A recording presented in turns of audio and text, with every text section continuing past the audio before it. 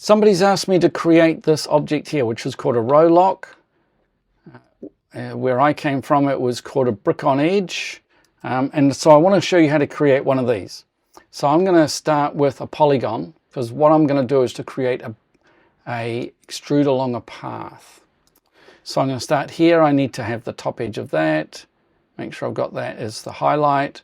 Come along to that corner there and double click at the end. So there's my polygon. Now I need my shape for my brick. So the brick, it's close to 8 inches by 4 inches. So let's make it 8 and 4. Okay, select those two and model, extrude along a path. So when we do this, the object drawn first is the path. Well, that's good, because I'm going to leave that as the path. And the object drawn second is the profile. Now when we do this, we end up with the middle of the profile on the path. I want to edit that, so I'm just going to use a keyboard shortcut. Let's have a look here. Now there's my path here. There's my center, 0 and 0. So I'm going to lift my brick up to the edge, click OK, and I've now got my brick on edge the right distance all the way along.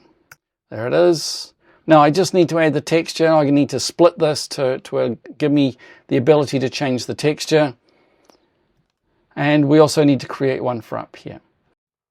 Hey, I hope you like that. Don't forget that if you give me a thumbs up, it really helps other people to find my movies. If you subscribe and hit the bell, you'll get notified every time I've made a movie. Now there was actually a lot more to this than I showed you just now. I've really just shown you the highlights.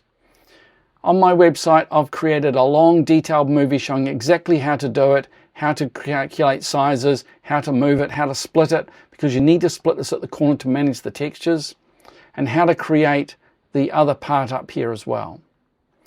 So thanks for watching.